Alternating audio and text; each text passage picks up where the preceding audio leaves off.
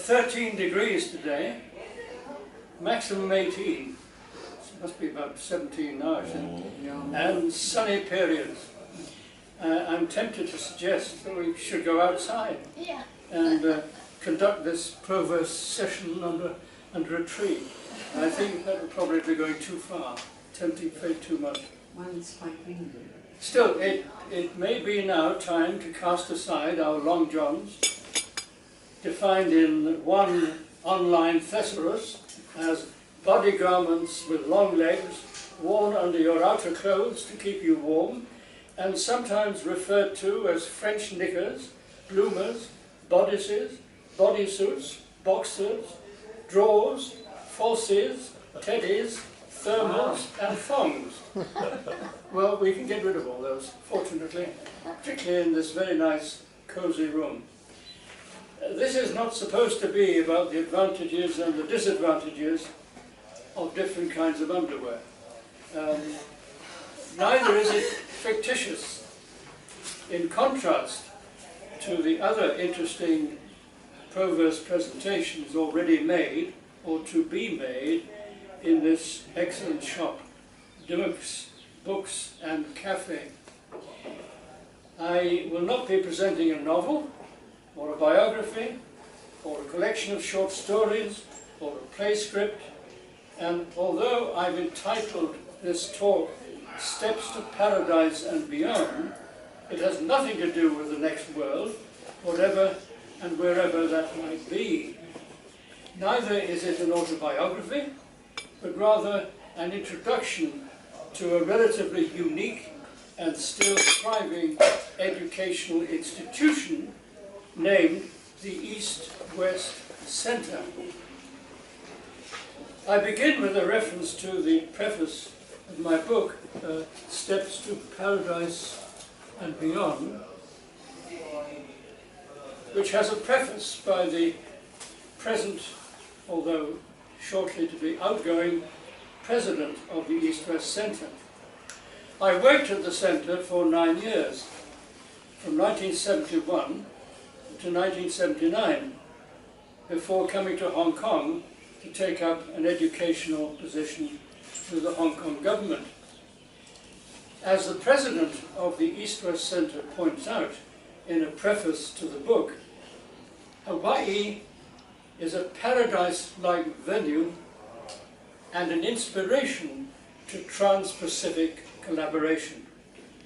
Geographically, it is the most remote inhabited archipelago in the world, and demographically, with only 1.4 million inhabitants, at least at the time that I wrote this, it is minuscule. But as the President has written, it is truly an Asia-Pacific society living in an environment of democracy, with its major populations having their ethnic roots in Polynesia, Micronesia, North America, Northeast Asia, and Southeast Asia, including Hong Kong. We have, I believe, about 250 former East-West Centre graduates in Hong Kong. I don't see any single one of them here this afternoon. Nevertheless, in my introduction to the book, I refer to the East-West Centre as a unique educational institution in that it has the specific object of serving as a resource for information and analysis, with the specific object of bringing people together across national boundaries to exchange views, to build expertise and develop policy options. The ways in which it tries to do this is spelt out in this book. Although it is truly an educational institution, it doesn't offer degrees, but it aims to provide significant intellectual experiences for persons called grantees. And it has its headquarters on the campus of the University of Hawaii, although it has no official connection with the university except to supply it with these grantees. The programs do not follow a traditional academic approach, but in my day they focused instead on broad topics such as the environment, energy, food, communication, population, and culture. No doubt it is concerned today with equally important topics. As one might expect, the centre's objectives move with the times. They have to move with the times, and it endeavours to bring together, for varying periods of time, experts in various fields. I remember, for example, a stimulating program involving a number of distinguished writers who were invited to the centre to discuss the place of publishing and literature in learning other people's cultures. One of the writers, Wole Soyinka from Nigeria, was made Nobel Literature Laureate in 1986. Britain's the late Malcolm Bradbury was knighted in the year 2000. Janet Frame was awarded the Order of New Zealand in 1990. Tom Keneally, still going strong, won the Booker Prize in 1982. Kerry Hume won it in 1985. Vincent Erry was knighted and became the Governor-General of Papua New Guinea in 1990. R.K. Narayan was awarded the A.C. Benson Medal by the Royal Society of Literature and given India's second highest civilian honour, the Padma Vibhushan, in 2000.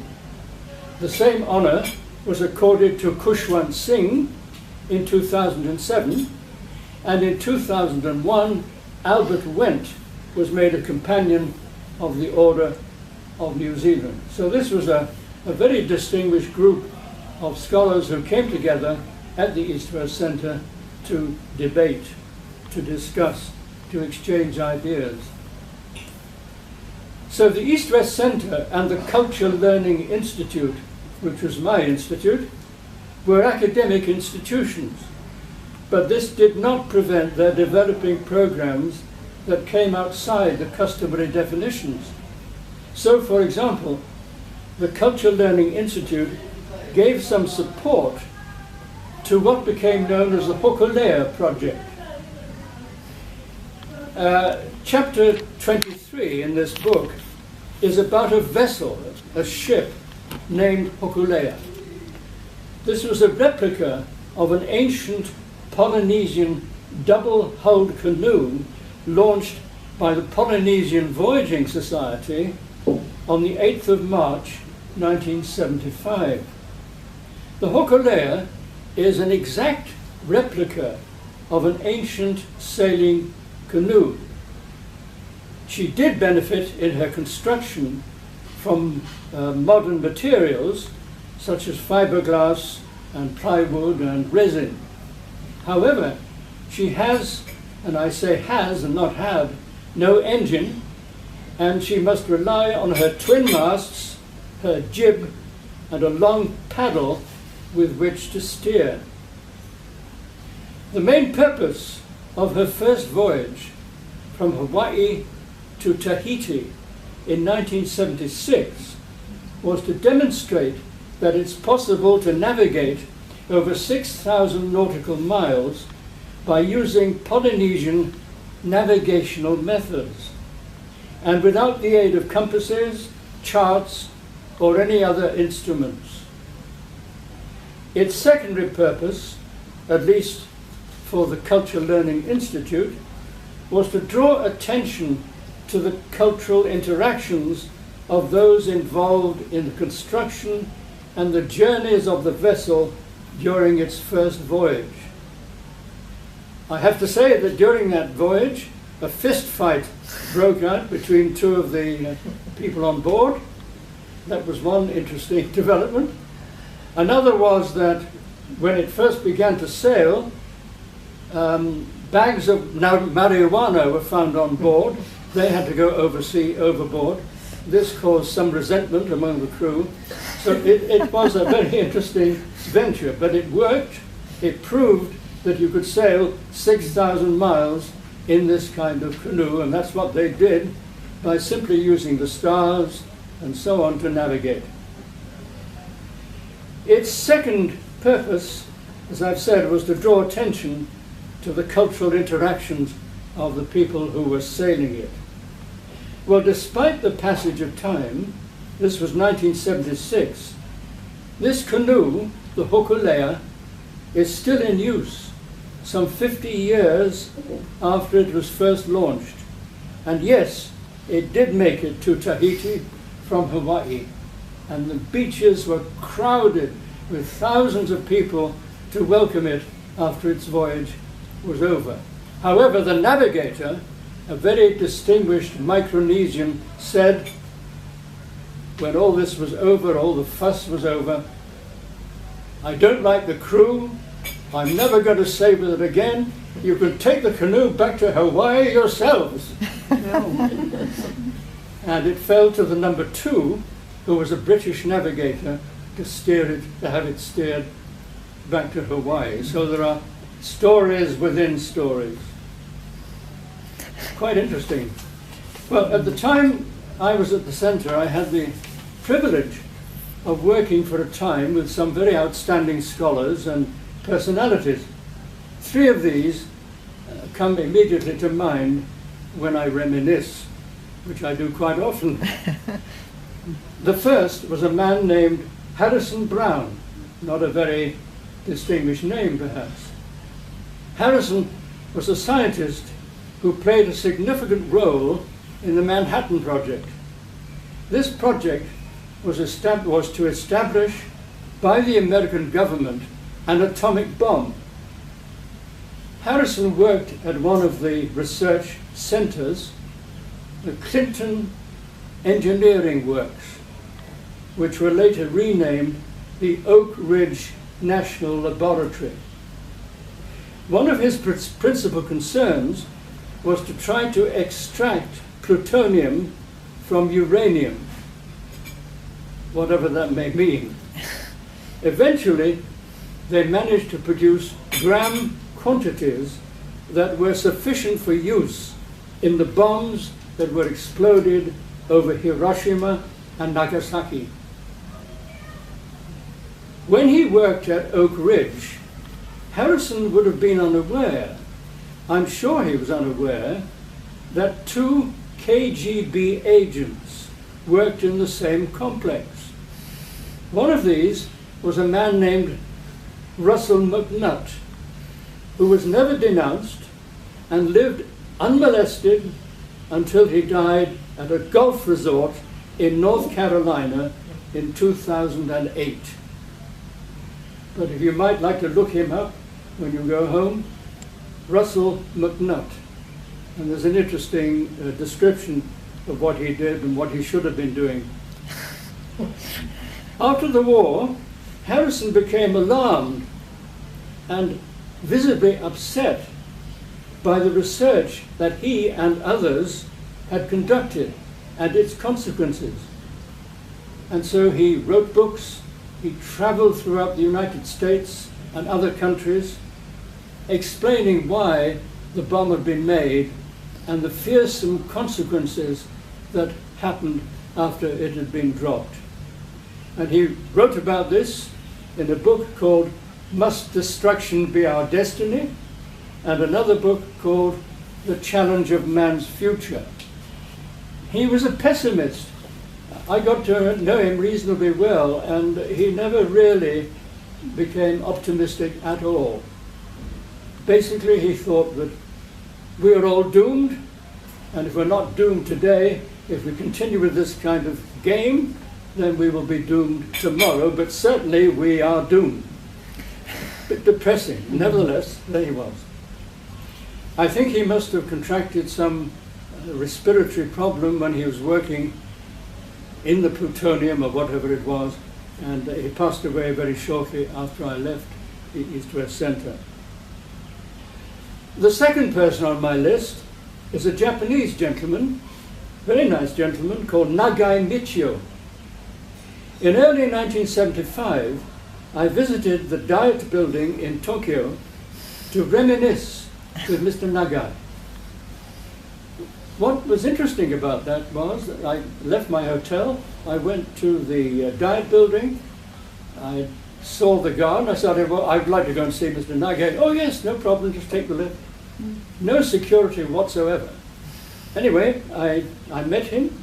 I was allowed to proceed to his office suite, and fingering, I have to say rather nervously, the bottle of Black Label whiskey that I had brought to him as a gift, I was ushered into an inner office.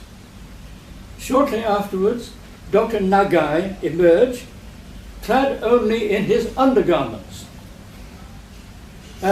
Keeping as straight a face as possible, I solemnly presented him with a bottle of malt whiskey, for which he thanked me graciously.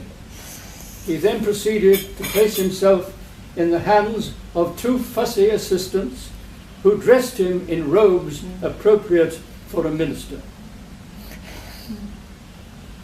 The third person was Dr. Wilbur Schramm, the late Dr. Wilbur Schramm. He was the third director of the now very well-known University of Iowa Writers' Workshop, and he developed a speciality in communication studies. Wilbur was a very well-respected author of publications on communication issues, including, for example, one publication that caused quite a stir and sold extremely well, Mass Media and National Development. And this was a cooperative effort between Stanford University Press and UNESCO. It was while he was at the East-West Center that Wilbur began work on his last project, a 10-year study of the social and cultural impact of satellite television in Indonesia's rural areas. Sadly, he never finished that. But he was referred to in one encyclopedia as a visionary, institution builder, and trainer of communication scholars. So these were three of the outstanding colleagues with whom I had the pleasure of working during an interesting period of my life. I commend to you their publications that surely are available in academic libraries, such as that at the University of Hong Kong. In this talk so far, and I'm coming to end very shortly, I've referred only to a very few of the human encounters that I have been very fortunate to have had. If you would like to spend many hours of time in a cramp-making listening position, I could recall interesting moments and learning experiences in the countries in which I've lived and worked, namely Britain, India, Sri Lanka, Singapore, Burma, Indonesia, Japan, Hawaii, Saudi Arabia, and Hong Kong. But I will spare you on this occasion. You will be relieved to hear. Understandably, to some people, Hawaii is a delightful setting for a holiday, with its equable climate, good hotels, excellent beaches to suit every taste. The average visitor might not know, indeed, there is no reason why he or she should, much about its history. Hawaii was a kingdom for many years. Its last reigning king, Kalakaua, died in San Francisco in 1891. By then, he had endured the penalties and the humiliation of the so-called bayonet constitution, forced upon him by a group of mainly American businessmen who obliged him to cede Pearl Harbor to the United States. 10 years earlier, in 1881, Kalakaua embarked upon a 10-month journey around the world, and it's really worth reading about that, whom he met, why he went, etc. Very interesting. It was a successful tour, even in Hong Kong, where the King's visit here, just round the corner, here, the King's visit in Hong Kong, to Hong Kong's shame, was exacerbated by the animosity that existed between the then Governor, John Pope Hennessy, and the Honourable W. Keswick, the Hawaiian Consul General. And I give reasons in my book for this animosity, which reached extraordinary heights. King Kalakaua passed away from Bright's disease in San Francisco. He was succeeded by a delightful lady called Queen Liliuokalani. Now, you can become very sentimental about the Queen, or you can take a hard line. It depends on your point of view. But the poor Queen was deposed in a coup involving businessmen on the 17th of January, 1893. She retreated to her house, and she was kept under house arrest until she died. So we didn't have the last king, we had the last queen, except she was never allowed to practice as a queen. One person whom I must not leave out, who came to Hawaii but never returned to his own country, was Captain James Cooke. After a successful visit to Hawaii, where he and his crew were received with great courtesy, with gifts, etc., his two ships, one called Resolution and the other called Discovery, weighed anchor on the 4th of February, 1779. Cooke and the crew in both ships did not envisage returning to the islands. They had done it, they had been given great honours, they had reciprocated, they were leaving with great dignity.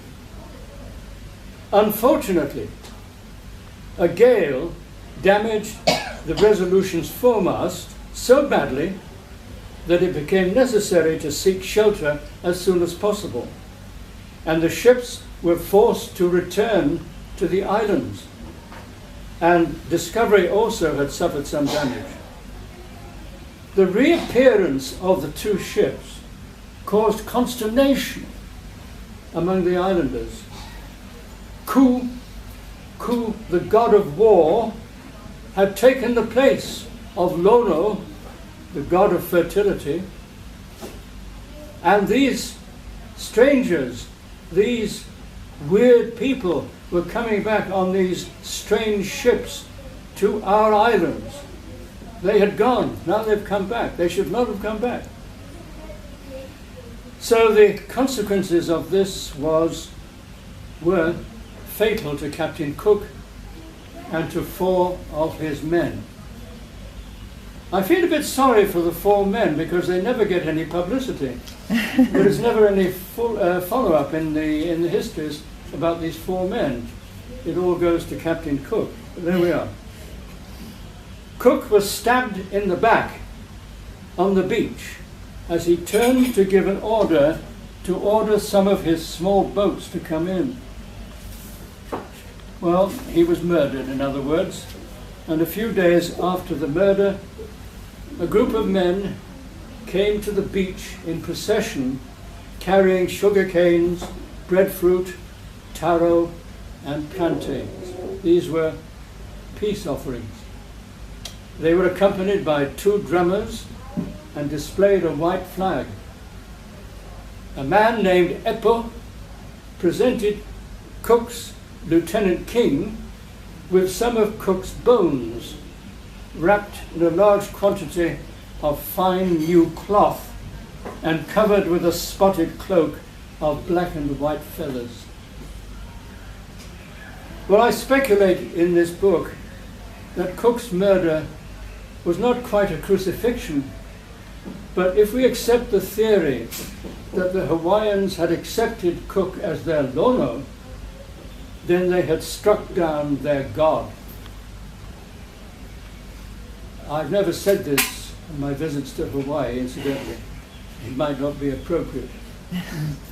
Well, I'd like to finish this relatively brief introduction with another mention of Captain Cooke. Very shortly after the news of his death reached England, a triple playbill was on view at the Royal Theatre, Richmond Green, near London. Now, I didn't have the time, but I meant to look this up to see if there still is a Royal Theatre in Richmond Green. I don't know. This was dated the 19th of July, 1790, and it featured the tragedy of Jane Shore, to which will be added, by particular desire, a grand, serious, pantomimic ballad in 3 parts called The Death of Captain Cooke, with the original French music, to include a representation of a burning mountain. A further text was provided, also in 3 parts. Part 1, a nuptial procession.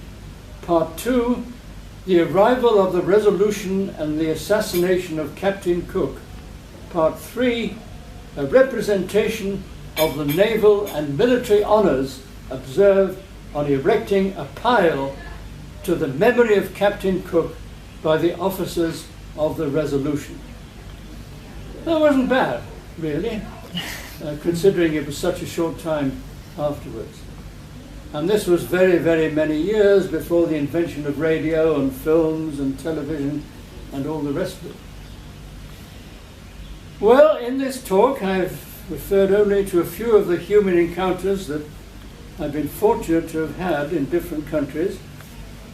If you would like to spend some hours thinking about what has been said, and if I can extract this last page, which is giving me a lot of trouble,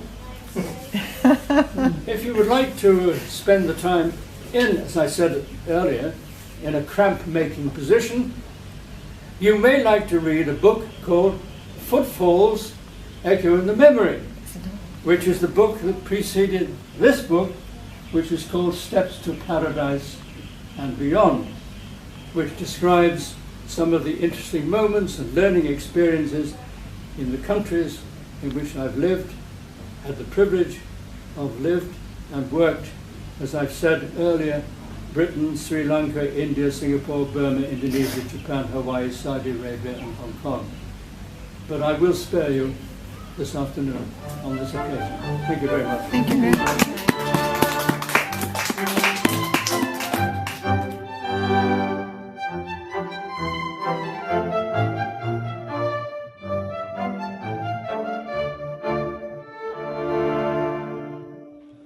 Not really at that time, I don't think, because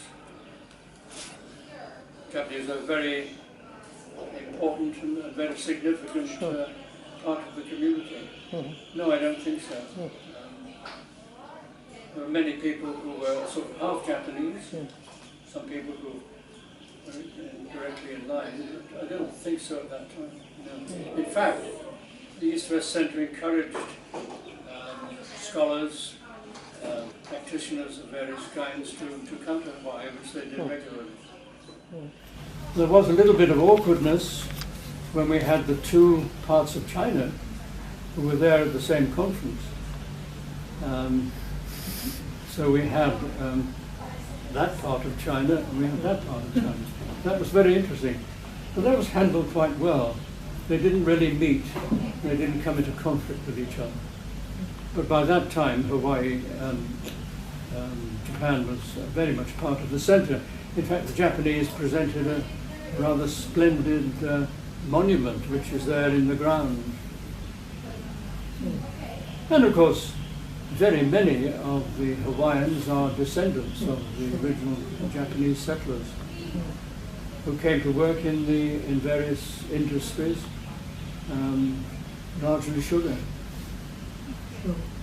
Actually, one of my interesting memories growing up in Hong Kong was how, just to say in the 60s, given the rapid modern, the economic recovery of Japan and so on, how very, very quickly we had Japanese ships, Japanese department stores, just becoming part of life, as they should have. I sort of remember three parts.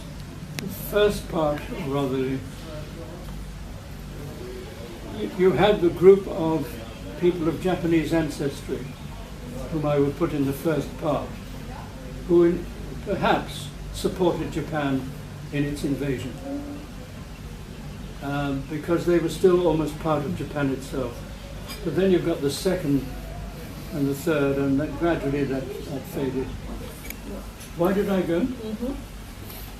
Good question. I was very happily employed at that time by an organisation called the British Council, with whom I worked for 12 years. Got on very well, and everything was going very, very smoothly. And my next appointment was coming up. It would have been somewhere in Africa, but I can't remember where now. Kenya. But then I went on behalf of the East West Centre to the Expo 70, which was held in Osaka. And on the train coming back with an American colleague, he said, "There's a place called the East West Centre. Have you heard of it?" I said, "I'm sorry to say that I haven't." He said, "Well, they are looking for someone to direct one of the institutes." And we knew each other because he'd done some broadcasting. I had my broadcasting channel and he had his. So I became quite interested. And I met with the then Chancellor and went back to England, in a house I had there at that time. And I got a phone call to say, "We'd like to invite you to come and work at the East West Centre." So then had a very difficult decision to make. So I went up to London, I saw the personnel officer, and he said, "I've got some news for you," which was to go to Kenya. And I said, "I've got some news for you." "What's your news?" I said, "Well, I've come to resign." But I enjoyed the British Council, 12 good years with it, and it was taking a risk, but I couldn't resist it. I didn't think very much about the surroundings or about the history, or indeed how it got to where it was then. I was mainly interested in the academic program that these people described to me, which I've mentioned three of the people, Harrison Brown and the other two. To work with them seemed to me to be a very unique opportunity. One never got time to go to the beach.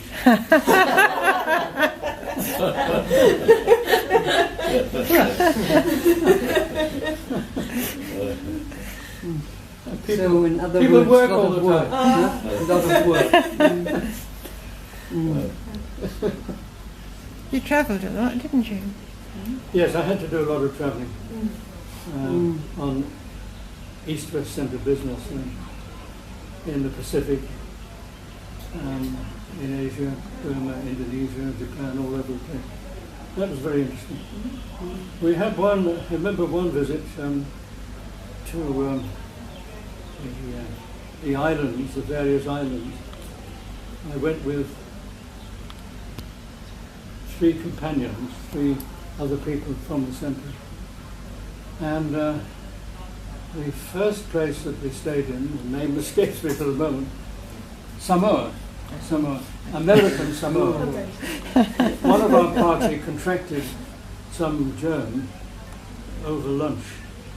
And so when we arrived at the next place, in Western Samoa, this was American Samoa, then we went on to Western Samoa, he became quite ill.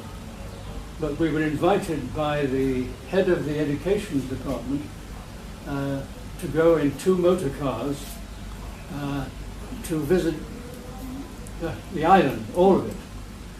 and to end up at one place for lunch. But we would have snacks on the way. So we had 2 cars, and this chap whose name I just remembered, he passed away recently, Bob Hewitt, was feeling really very ill.